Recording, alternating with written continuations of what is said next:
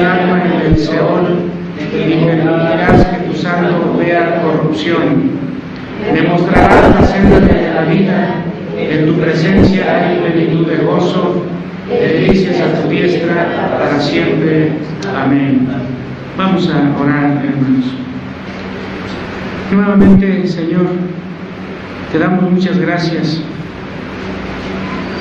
porque nos permites leer tu santa palabra y recordamos lo que el apóstol San Pablo dijo, que toda la Escritura fue inspirada por Dios, y nosotros tomamos a pie juntillas esa expresión. Por eso nos causa gozo leerla y entendemos que a través de ella tú nos hablas y das los principios que como pueblo tuyo debemos tomar en cuenta para vivir según tu santa voluntad.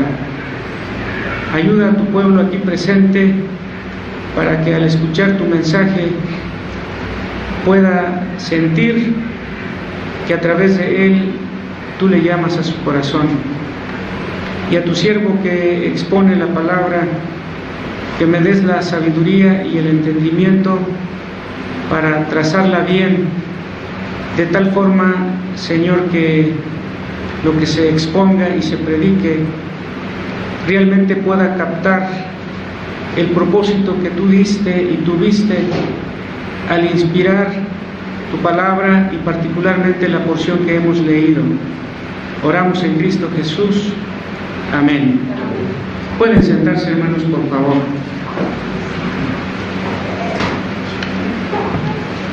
Como siempre, hermanos, pido que tengamos la parte de la escritura leída, porque es la base particular. Junto con esto señalado, hermanos, en esta ocasión les voy a pedir que, sin perder la cita, que es el Salmo 16, busquemos ahora en el libro de Hechos de los Apóstoles, el capítulo 2, los versículos 29 al 31, Hechos 2, versículos 29 al 31. Que me permito, hermanos, leer en voz alta este segundo pasaje señalado. Dice la palabra así. El que habla aquí, hermanos, es Dios a través del apóstol San Pedro. Varones, hermanos, se os puede decir libremente del patriarca David, que murió y fue sepultado, y su sepulcro está con nosotros hasta el día de hoy.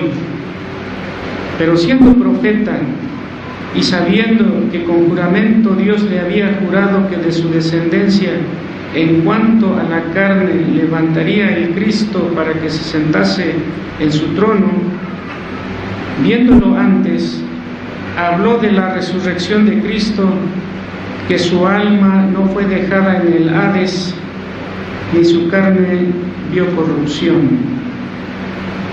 Este pasaje, hermanos, hace referencia al Salmo 16. Entonces, estamos ahora, hermanos, en el Salmo 16. Como parte introductoria, hermanos, de la exposición de hoy, en nuestro boletín está el título del tema. Y como introducción, hermanos, quiero decir lo siguiente. Ustedes saben que el ser humano, hombre y mujer, en sus diferentes momentos, en sus diferentes tipos de relación, siempre hay un espíritu bonito, hermoso, repito, en sus diferentes momentos y tipos de relación. Puede ser, por ejemplo, la amistad. ¿Cuántas personas en la vida podemos decir que son nuestros amigos. Entonces, esa relación es de amistad. Otro tipo de relación humana, por ejemplo, es el noviazgo.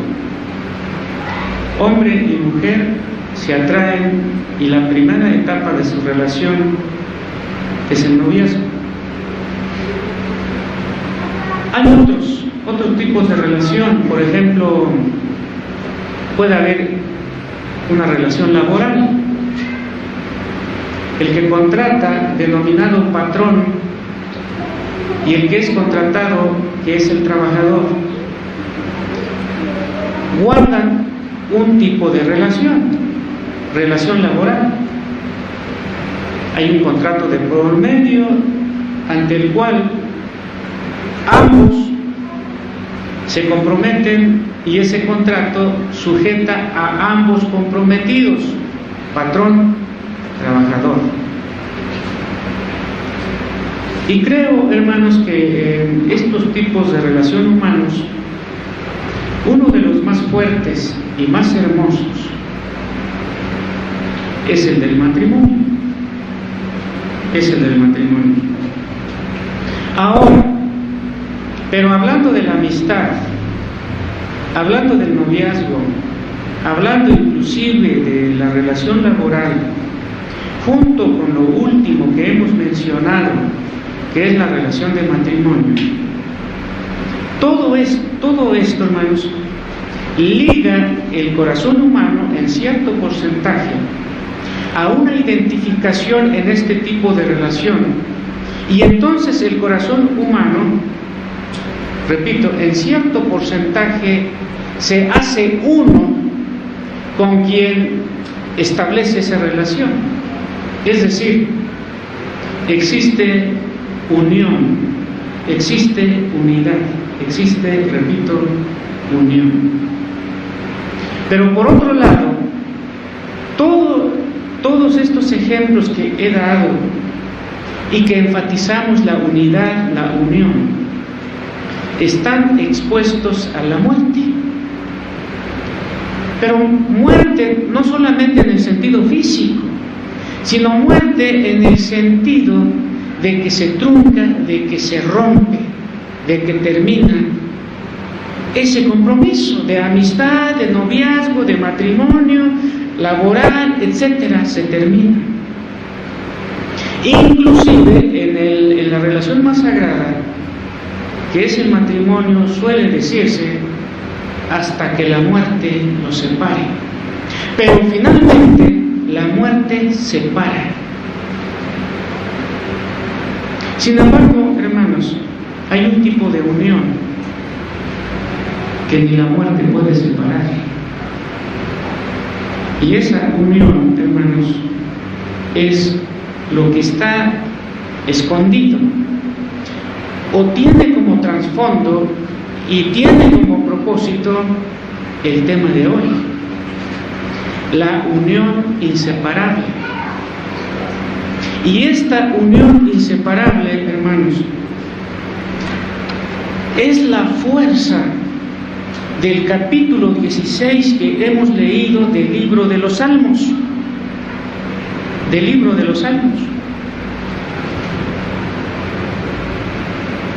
Por ejemplo, hermanos, en el capítulo 16 que hemos leído, y concretamente el versículo 1, dice: guárdame, oh Dios, porque en ti he confiado. Oh alma mía, dijiste a Jehová, tú eres mi Señor. No hay para mí bien fuera de ti. En estos versículos, entonces, hermanos, vamos a decir que la unión inseparable, que es nuestro tema, en primer lugar, se establece entre el Señor y el creyente. La unión que ni la muerte inclusive, y podemos agregar, ni Satanás puede quebrantar. Esta unión inseparable, se establece entre el Señor con mayúscula, porque nos referimos a Dios, y el creyente. Y en esta unión, Dios como Señor desempeña un papel, desempeña un rol. En primer lugar, el papel del Señor en esta unión inseparable está en el versículo 1. Guárdame, oh Dios. El papel de Dios es guardar. Guárdame, oh Dios. ¿Cuál era el momento y las circunstancias de David? Él fue rey. Y ustedes saben, hermanos, que los gobernantes, ahora conocemos pocos reyes, apenas, por ejemplo, el de España, la de Inglaterra, la de Holanda, creo que son los que vienen fácilmente a la mente de nosotros, que no somos especialistas en cuestiones de tipos de gobiernos y títulos. ¿Cómo viven ellos, hermanos? Respecto, por ejemplo, a la seguridad. Y no solamente los reyes que hemos mencionado, sino sus equivalentes, los presidentes de los países. Creo que todos, pero el que más impresiona respecto a la seguridad o a la inseguridad es el de los Estados Unidos. Cuando el presidente de ese país va a otro de visita política, etcétera, ustedes saben lo que pasa. No permiten, o al menos no únicamente, que el país hacia donde va proteja al presidente, no permiten, sino que son los policías del país de donde viene el presidente, en este caso de Estados Unidos, que cuide al presidente de ese país. Y ustedes saben que el avión donde él viaja está súper protegido. Inclusive se dice, los que han escrito sobre el particular, que cuando el avión presidencial de este país se traslada del país hacia donde va, está equipado de tal forma que inclusive si le disparan al avión, tiene defensa interna que hará que el misil, por ejemplo, que se dispare contra el avión, se irá a un lado, porque el avión produce algo en su mecanismo que hace que el avión no reciba el impacto, sino que lo distrae y el disparo va hacia otro lado. Pero aquí lo importante, hermanos, es señalar que como David, más bien que David, como rey en su momento, también estaba expuesto a ser asesinado, a ser muerto, como cualquier rey de su momento. Y él era consciente. Yo creo que todos, a veces como hobby, me ha sucedido a mí, que leo cosas de los que dicen o de los que hacen los guardias presidenciales, por ejemplo, del presidente nuestro, o todo el equipo, y dicen, si nosotros, más bien, si alguien quisiera matar a quien nosotros estamos comprometidos a proteger, no lo podríamos evitar. Porque nosotros, dicen esos señores, yo he leído libros al respecto, que nosotros suponemos de dónde debe venir el ataque. Suponemos, pero ellos sí están seguros en dónde están. Y David lo mismo.